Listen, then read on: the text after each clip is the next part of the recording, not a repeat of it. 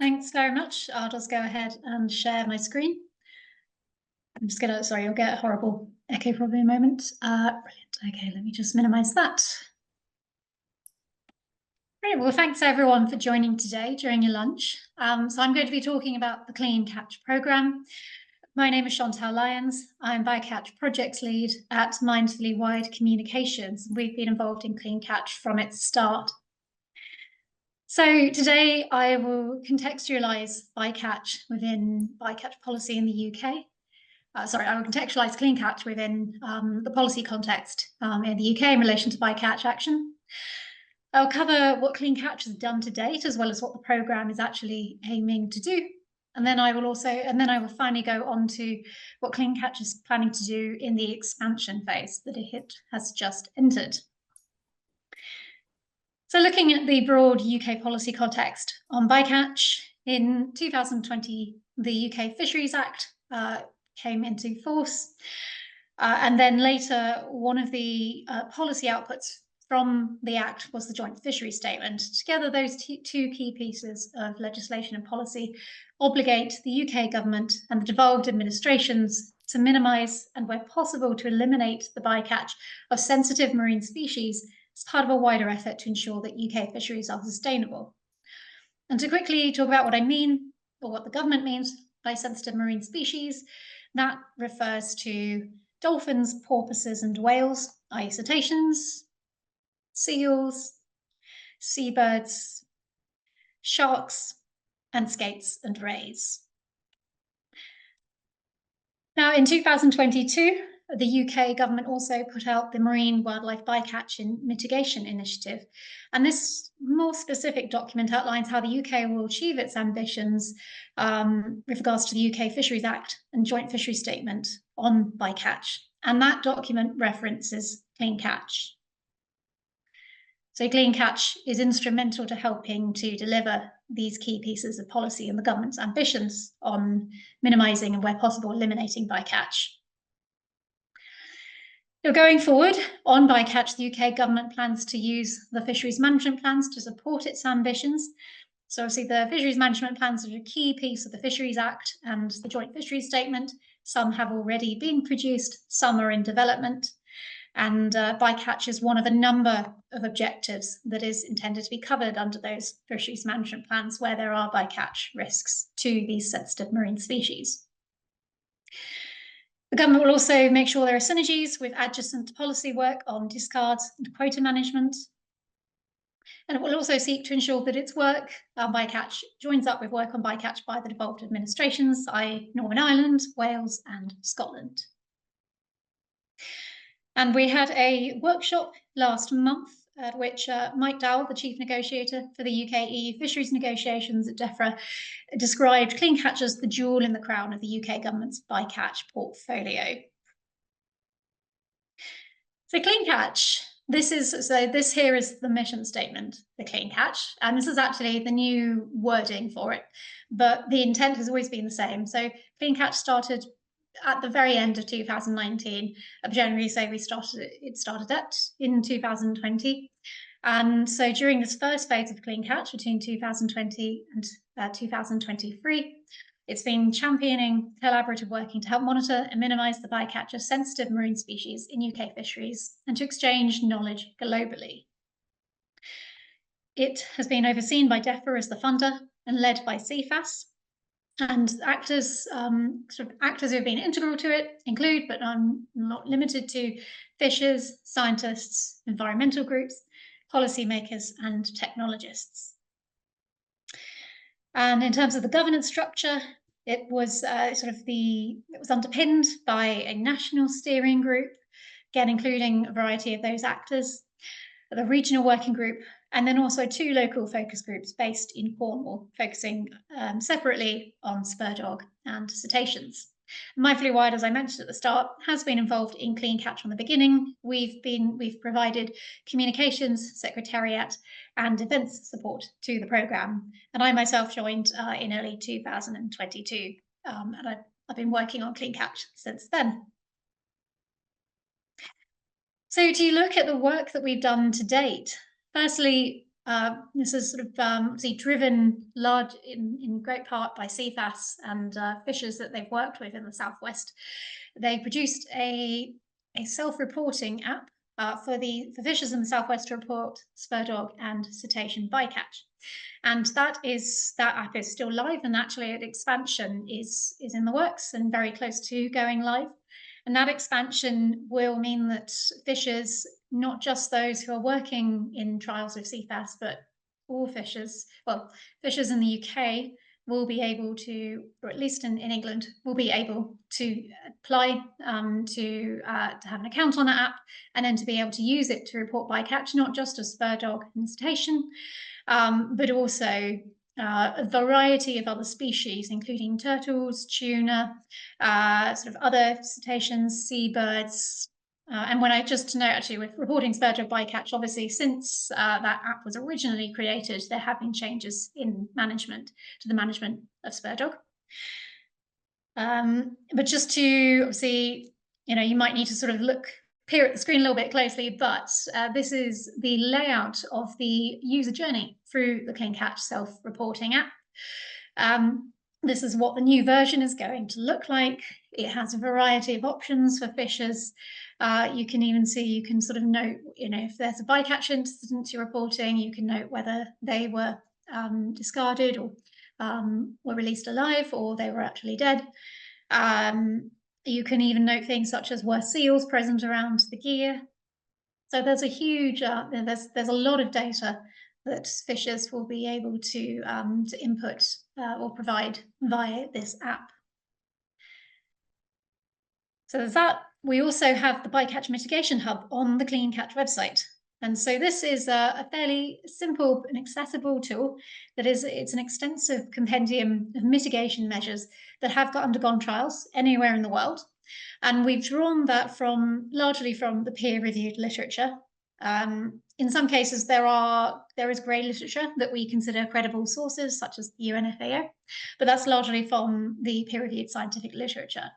And I thought just quickly, I did put some screenshots into this presentation, but I thought actually, why don't I just quickly just take you through it live? So firstly, this speaks to you as if you're a fisher, but it's not just for fishers, it is for scientists or anyone else with an interest in finding out about different bycatch mitigation measures. So you can select 1 or 2 or even all gears. And then obviously we've got the seabirds, cetaceans, sharks and rays. Well, actually that obviously all elasmobranchs, so sharks, skates and rays, seals, all species. And then you click get results and it is loading, sometimes a little bit slow. And you've got this whole compendium. And there are more entries than this. There's a huge number of measures on here actually. But these are all ones that have sort of undergone some degree of trialing. But if you go into any one of them, you get some basic information about the measure. Then there's also a section on its current research and use, sort of what work has been done recently. This particular entry actually focuses really on a measure tested in the UK, but quite a few of the other measures will split up into sections for different species, because obviously some measures work pretty well for some species, they don't work well or have unintended consequences for other species. And so we also do an audit sort of every 6 months or so for the Bycatch Mitigation Hub, where we review all the recent papers put out on bycatch mitigation measures. And we do update this to note when new information has arisen from those. And we will always note sort of, yes, so this page last updated in May this year, actually. So that's a whistle-stop tour of the Bycatch Mitigation Hub. And we will continue to update that and potentially add new mitigation measures as these arise. Now, one of the really big sort of outputs of CleanCatch in its first phase has been the cetacean bycatch mitigation trial with Cornish fishers. And that's a really interesting one. So that is still ongoing. It started at the very end of 2019. And that was instigated by local fishers and in partnership with, well, in cooperation with the Cornwall Wildlife Trust, because there was a sort of bit of a surge in bycatch of porpoises. And so the fishers and the Cornwall Wildlife Trust were really keen to work with CFAS to run this trial. So that trial began. There have been some teething issues. There was a skipper dropout, so it's been working with a pretty small number of fishers. And originally, the trial also included LED lights as one of the treatments, but the fishers actually found them really impractical to use, and that they really interfered with the fishing operations. So over the course of the trial, those have actually been removed from the design, and the focus has been on 2 different types of pingers. Obviously, for those who aren't familiar with the term pingers, these are devices that are attached to nets, and they put out noise that is designed to discourage dolphins and porpoises from approaching those nets, so protecting them from getting entangled. And that, as I said, is ongoing. It should actually be a much bigger number of skippers are being brought into that trial, which would be brilliant, really increase the statistical power of it. And I believe the license process with the MMO is just being completed for that, so it should begin in July. And also, we just next week, actually, I'm going with 2 of the fishers who have been involved in that trial, plus Alessandri Belli from CFAS, to a symposium in Europe on small-scale fishers, and we'll be presenting on this trial, with this clean catch trial. So do watch this space, as we'll be putting out some more information on that after it's happened. Alongside the trial work in Southwest England, CFAS has been doing acoustic monitoring of cetaceans with devices called F-pods and C-pods to improve our understanding of the abundance and distribution and behaviour of dolphins and porpoises in the Southwest. And another piece of work that's been ongoing is the development of a prototype passive acoustic reflector. So unlike pingers, these are pretty much roughly the same size of pingers, actually, but they attach to two nets, and they function as floats. But what they actually do, unlike pingers, which actually put their own noise out, passive acoustic reflectors are designed to bounce back the sound waves that cetaceans emit. And again, that should function to highlight to them that the net is there, and ideally to help them avoid it. And that prototype has been developed by Arabada Initiative. And as I'll mention in a moment, one of the activities going forward will actually be to test those with fishers at sea. And we had this brilliant event in March 2022 called Hauling Up Solutions 2. And that was 3 days of discussion between fishers, scientists, policymakers, regulators, and eNGOs, but also a few other relevant actors, involving working on sort of designing modified or alternative gears to reduce bycatch. And that is something that we still have fishers telling us how much they enjoyed that workshop. We did pay stipends to fishers to enable them to attend that, because obviously that's sort of 3 days that they weren't able, that was sort of 2.5 days that they weren't able to be fishing for. And it was a brilliant few days. This is sort of just show you a few photos of the event. We had various presentations from speakers all around the world, actually, not just in the UK. And then breaking out into smaller groups to really discuss the intricacies of different gear modifications or alternative gears. But it's all changed now, or some change. So Clean Catch is now into what we call the expansion phase, and that will be running until October 2026, or there is funding from DEFRA until then at least. The aim, obviously the core mission isn't changed, but the aim is to learn from and expand on the experiences of the first phase of Clean Catch and the work that was done in that phase. And as part of that is being led by a new consortium team. We commenced work at the end of 2023. And as I said, the mission remains unchanged. So just to repeat it here, Clean Catch champions collaborative working to help monitor and minimise bycatch of sensitive marine species in UK fisheries and to exchange knowledge globally. So this is a table of the new consortium partners. So I suppose one of the key differences is that CFAS, rather than being kind of the project lead, is now sort of part of a wider team. CFAS is still leading on the mitigation monitoring trials.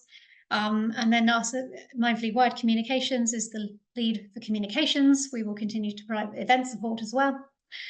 MMO Consulting will be handling overall project management. And then Arabada Initiative, who I mentioned earlier, is the organisation that has developed the prototype passive acoustic reflector, is the lead for research and development. And then finally, we also have ZSL, providing science and Fisher co-design. And again, sort of as with the first phase of Clean Catch, DEFRA as the funder provides strategic oversight and leadership.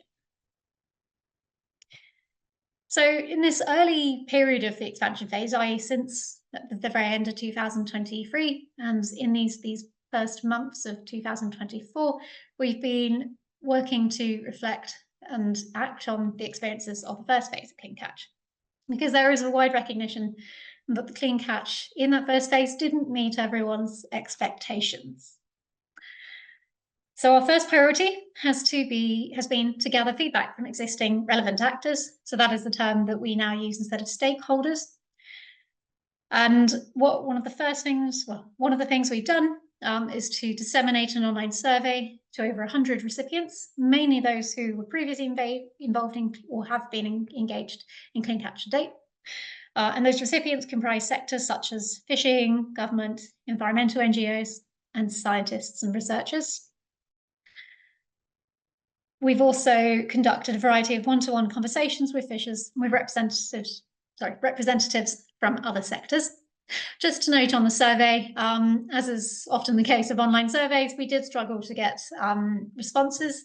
Out of those sort of 100 or so recipients, we got 8 responses back, which perhaps you could argue is a sign of the disengagement from Clean Catch by some relevant actors, which just again signals the work that we have ahead of us to make sure we really do build and strengthen a coalition of support for bycatch action. And so of those 8 survey responses, we had 4 eNGOs. There was 1 person from the fishing industry, 1 from a government body, and 2 scientists. And then in terms of the one-to-one conversations with fishers, we spoke to 6 fishers in the southwest, and then a few other people, different variety of people from the sectors. So the constructive feedback, I'm just going to go through a few points that really came to the fore during this initial sort of feedback gathering phase. So many people said that we needed to expand the scope of the programme more substantively beyond Southwest England and cetaceans. The Clean Catch itself, back in 2019 and 2020, was intended to be an evolution in expanding the scope beyond, expanding the focus beyond cetaceans. But during this initial phase of the last 4 years or so, that focus still has remained primarily on cetaceans. So that is absolutely something we are going to make sure we address in this expansion phase. More connections and collaboration needed were other initiatives across the UK and beyond.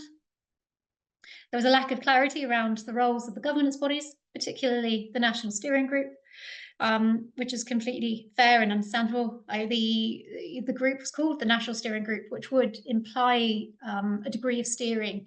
But the group was actually an advisory body, and some members did feel that they were often being asked to provide advice on the same questions over repeated meetings.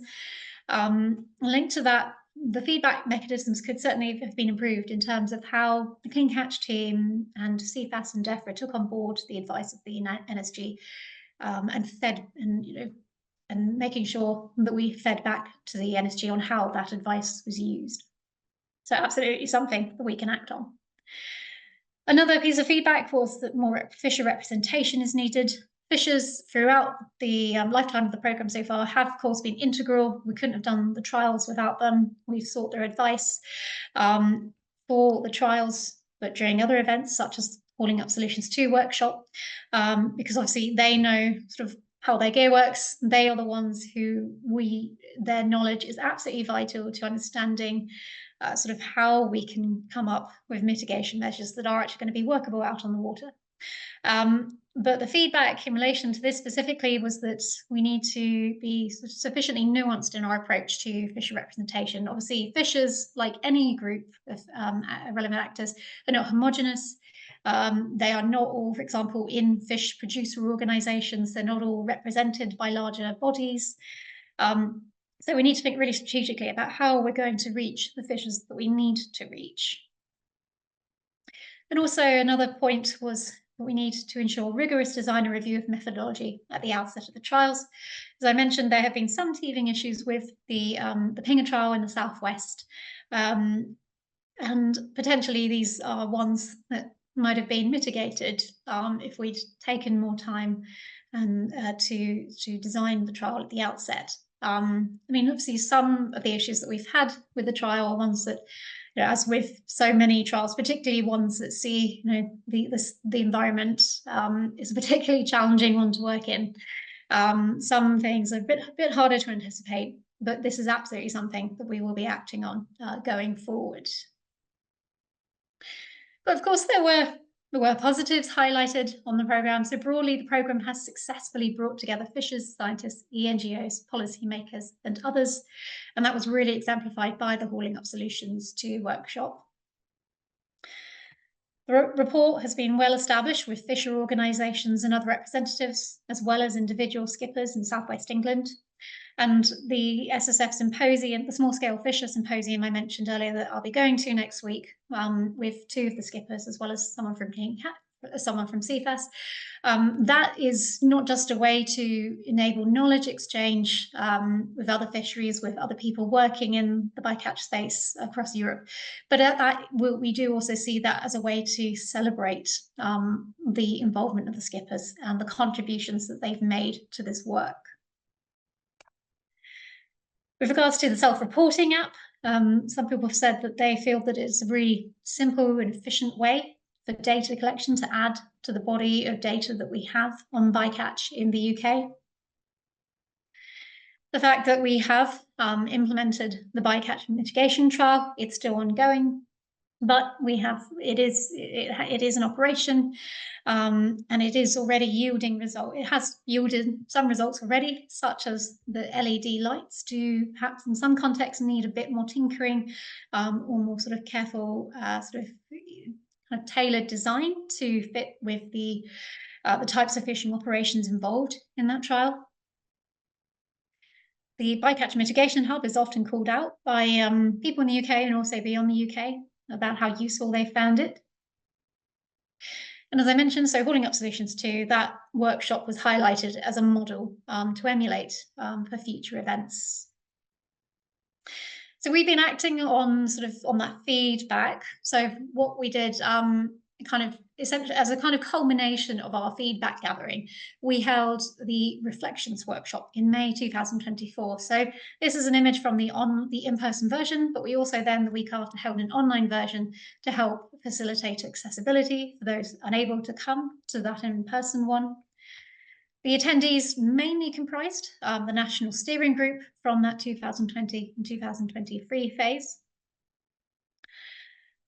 So we used it to reflect on the reflections that we'd gathered, or the feedback that we'd gathered regarding the first phase. And we discussed how to take those forward in terms of how we can best shape the governance of Clean Catch going forward, its engagement with relevant actors and its activities. And we are just finalising a report on the discussions at the workshop. That will be circulated firstly to the attendees, but then we will be circulating that more widely. We will be publishing it. So going forward, in terms of governance and engagement, we plan to implement a new governance structure focusing on equitable representation across relevant actor groups. We will implement a strategic engagement plan for fishers and other relevant actors. Just to note, actually, on governance and engagement, the pre-election period has put a spanner in the works, and that we've had to pause some elements of this work. So that has been somewhat delayed by the election. but you will hear more about that very soon after the election is concluded. On research, one of the first pieces of work we're going to be putting out by the end of this year will be a bycatch hotspots review. And that will be looking at sort of taking a comprehensive view of bycatch risk hotspots in the UK, but also what work is ongoing across the UK to mitigate bycatch, and also the bright spots. Where has bycatch mitigation been most successful in the UK so far? We will also be supporting the out-sea trials of the prototype passive acoustic reflector, as I mentioned earlier. And we will continue the cetacean bycatch mitigation trial in the southwest, and that should conclude in this expansion phase. And we will also establish a new trial in collaboration with a fishery elsewhere in England. And that could potentially include cetaceans in focus as well, but we intend for this to include at least one other type of sensitive species. So that would be seabirds or seals, or sharks, skates, and rays. We will also develop novel interdisciplinary approaches to monitor, analyse, and assess results of case study monitoring and mitigation trials. And what I mean by that is that one of the things that really came out from the first phase of Clean Catch is that bycatch data can be quite patchy in terms of where are the hotspots, what's happening under the water.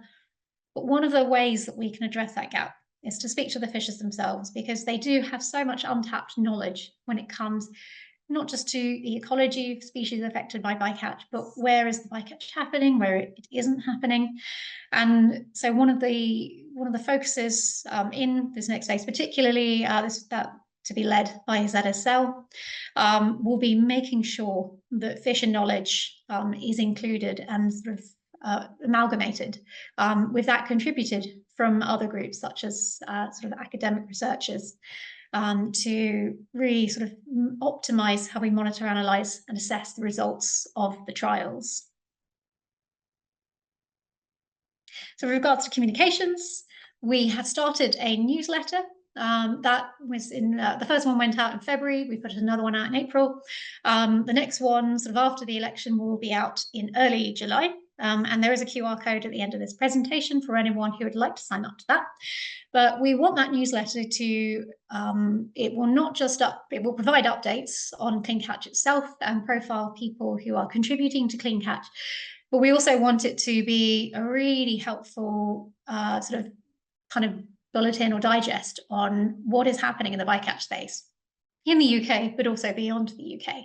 So that will cover relevant events and relevant research and policy news, both in the UK and internationally. We will also support dissemination of key outputs. So for the bycatch hotspots review, we're expecting to put out things such as an infographic, potentially a policy brief. We will also be reporting on the interim results of mitigation trials. And so this is a recommendation that came out of the Hauling Up Solutions 2 workshop, which is to deliver a series of bycatch mitigation guides. And work will begin on those next year, and those will be written with and for the fishing industry. And finally, obviously, we said in the mission statement that Clean Catch will be working collaboratively on ways to minimise and, where possible, eliminate bycatch of sensitive marine species. But we also want to facilitate as much as we can knowledge exchange. So Clean Catch will you may remember, if you have been aware of Clean Catch before, that we've called it previously Clean Catch UK, CC UK for short. And we have dropped the UK from the Clean Catch name. So the website URL itself will be unchanged, but we will in our branding stick to Clean Catch going forward. But we still want Clean Catch to play, we do see Clean Catch as playing a fundamental role in knowledge exchange between the UK and the devolved nations, but also between the UK and other countries. So we will, within the UK, work with adjacent initiatives, including Insight 360, which is a CFAS project on remote electronic monitoring, and also the Bycatch monitoring programme, which aims to collect monitoring data across the UK on bycatch. We will also seek to capitalise on opportunities for knowledge exchange with various initiatives, for example, Sabrina, which is an EU life-funded consortium project on the bycatch of sensitive marine species.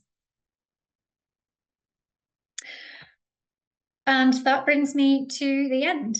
So as I said, that QR code will take you to a subscription form if you would like to sign up to the newsletter. I'm very happy to take any questions now. Obviously, I'm on the comms team for Clean Catch, so there may be some questions I'm not able to answer. In which case, I'm very happy to loop in my colleagues on Clean Catch to get your question answered. And I'm also very happy to answer any follow-up questions by email as well. So thank you very much for listening. Perfect. Thank you very much, Chantal, for this very interesting presentation on the Clean Catch program and all of its aspects, especially reflecting on what went well and where maybe constructive feedback can be used to improve.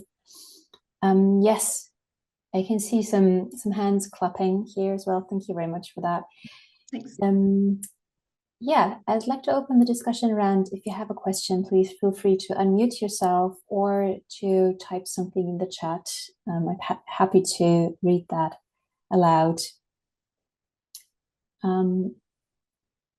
While you might be just typing away, how about I start with something that came to mind when you described the Hauling Up Solutions workshop. And you said all of these relevant actors were meeting together. Could you give an impression of what the overall mood was like? Because what I've been hearing was that sometimes there can be some resentment among certain actors. And I was just wondering if you could describe that. It was really positive. There was a kind of a busy vibe at that workshop, particularly during those breakouts.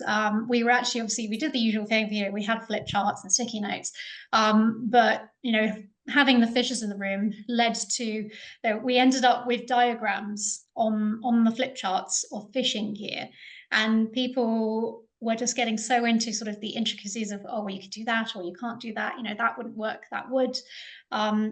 Obviously, the only way to implement feasible and sustainable bycatch mitigation measures, sustainable in that it is possible they can continue to be used, is to ensure that fishers are able to use them without undue economic burden on them or without massively impeding their fishing, their day-to-day work fishing. So it was a really positive atmosphere. Not all Clean Catch events have been like that.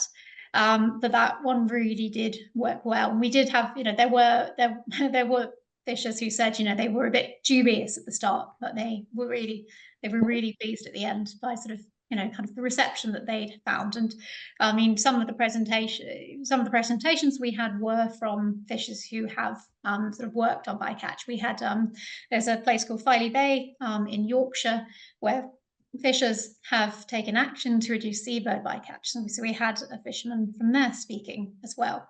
So there was very much a collaborative atmosphere. But of course, as you say, there is a lot of resentment. There's resentment on both sides. It's such an emotive issue because it's distressing to see an image of a dead or a stranded cetacean, which might have been caught by in fishing gear. And at the same time, the fishers themselves often feel quite embattled, sort of under siege from public opinion. So it's obviously it's a very kind of sensitive topic, and it's something that in Clean Catch we're always aware of. Mm-hmm. Yes, thank you very much. We have a question in the chat. How many fishers actually use the app? That's a good question, and that is one of the ones that I will have to refer to my colleagues in CFAS. But if you want to, obviously, I can listen back to this recording. Well, I'll make sure that that question gets answered, and that I can get an answer back. Thank you. You have a hand up, Peter. Hi there. Yeah, I had a question about how you might extend this bycatch work. I've I've been involved in using satellite data previously to predict patterns of habitat use by cetaceans and seabirds. And I know in some parts of the world they use this for dynamic fisheries management, so that the areas available to fishing can be changed according to whether there's a particular feature that favours cetaceans rather than fish, for instance. So I wondered if there's opportunity for collaboration on that, and any plans in that direction. Well, we are definitely open to exploring opportunities, sort of along those lines. In terms of sort of if